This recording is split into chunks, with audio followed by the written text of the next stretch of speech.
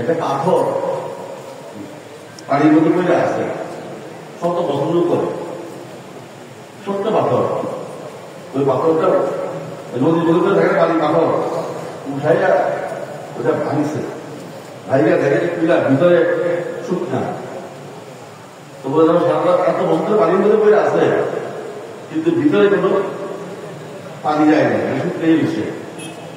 তো ধর্মটা এরকম, যদি শূন্য ভিতরে ধারণা করে না তো ভিতরে শুকতেই থাকবে, লাভ হইব না। ভিতরে নিত্য হইব, বিশ্বাস করলে ভরসা করলে সে মানুষ চোখ ধরিব। তেমনি সত্যিকার অর্থে আমাদের নবীজি যে পথ দেখা গেছে সেই পথ সার্থক, সমাজ ভালো হবে, আমরা সবাই ভালো থাকবো। আপনাদের কাছে দোয়া চাই, আপনারা জানেন সামনে নির্বাচন আসতেছে, আমাদের দলের পক্ষ থেকে আমি সবার কাছে দোয়া দিতেছি যেন আমরা মানুষের পাশে থাকতে পারি, মানুষের কল্যাণে কাজ করতে পারি। কারণ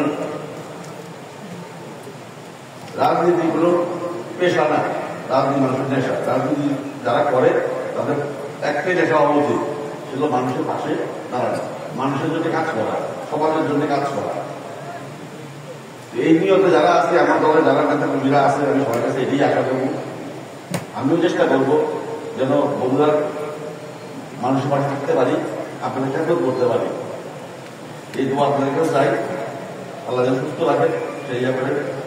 আর এতগুলি মানুষ কিন্তু আসছে আজকে পবিত্র দিতে, আমাদের দেশে যেরকম খালেদা দোয়া চাই। আপনারা জানেন উনি অসুস্থ, কিন্তু আপনাদের দোয়াতে এখন অনেক বাইরে আছেন, ওনাকে মারা সকল চেষ্টা করা হয়েছে, কিন্তু এই মানুষের জন্য, এই দেশের মানুষের জন্য উনি প্রতিদিন অন্যের সাথে সমবাস করেন, নীতির সাথে প্রতিদিন ইয়ে করেন।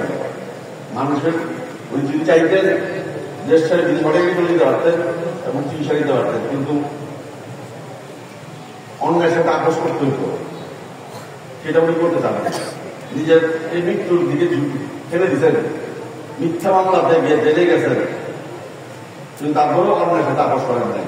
আজকে উনি অসুস্থ, নাকি অসুস্থ বানানো হয়েছে, একমাত্র দাওয়া যেটা আছে যেগুলো আপনাদের দোয়া। আপনার সবার কাছে অনুরোধ করি ওনার জন্য দোয়া করবেন। আপনারা জানেন আমাদের এই দেশে মুক্ত করার জন্য হেফাজতের অনেক লোক এই শাখা দপ্তরে নামও দিচ্ছে, তাদের জন্য দোয়া চাই, তাদের জন্য দোয়া করবেন। আমাদের অনেক আগে বলে না তার জেল জুলুম ভোগ করছেন, অনেক ত্যাগ পূজা করছেন এই দেশে এই শেখ হাসিনার হাত থেকে রক্ষা করার জন্য। অনেকের অনেক অবদান আছে, অনেকে জীবন দিচ্ছেন, তাদের জন্য দোয়া করবেন। বিশেষ করে জুলাই মাসে যেসব শহীদরা রক্ত দিয়ে আমাদেরকে আরেকবার কথা বলা এবং মাহফিল করা শুরু করে দিয়ে গেছেন, কারণ এই দেশটা পরাধীনতার দিয়ে চলে গেছিল। আজকে আমরা মন খুলে কথা বলতে পারতেছি যে যার মতো করে। এই দেশে আবার স্বাধীনতা দিয়ে গেছে এই শহীদরা এই জুলাই অগস্টে, তাদের জন্য দোয়া করবেন। আর বিশেষ করে আগের জন্য দোয়া চাই, আমাদের ভারতবর্ষে আপনি তারেক রহমান সাহেবের জন্য দোয়া করবেন।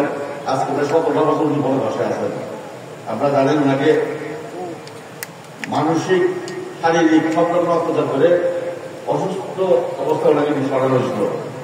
চিকিৎসা করে আপনার রহমত এখন সুস্থ আছেন, কিন্তু দেশে বেরোর মতো অবস্থায় ছিলেন না গত 17 বছর। ইনশাআল্লাহ উনি দেশে ফিরে আসবেন, আমাদের রাতে ফিরে আসবেন এবং এই দেশকে আপনাদের সহযোগিতা ইনশাআল্লাহ সরকার গঠন করতে পারি, আমরা অন্য উচ্চ দাঁড়িয়ে যেতে পারবো। একজন সৎ রাষ্ট্রপতি যদি আমরা পাই, একজন সৎ প্রধানমন্ত্রী যদি পাই, ইনশাআল্লাহ 5-7-10 বছরের মধ্যে আমরা এই দেশে অন্য উচ্চতা শিক্ষা নিয়ে যেতে পারবো। জিয়া রহমান সাহেব যদি বাইরে থাকতেন তাহলে আজকে আমরা মালয়েশিয়া থেকে চাকরি করতাম না, মালয়েশিয়ার লোক একটা আমাদের চাকরি করত।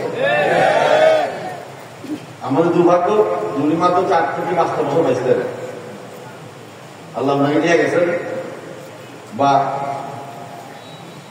ষড়যন্ত্রকারীদের যে কারণে উনি শহীদ হয়েছেন। ওনার জন্য দোয়া করবেন। আমাদের দেশের সারা দুনিয়ার মুসলমানদের প্রতি অত্যাচার হইতেছে, বিশেষ করে গাজাতে যা হচ্ছে, ফিলিস্তিনে যা হচ্ছে, আল্লাহকে দোয়া করবেন যেন আল্লাহ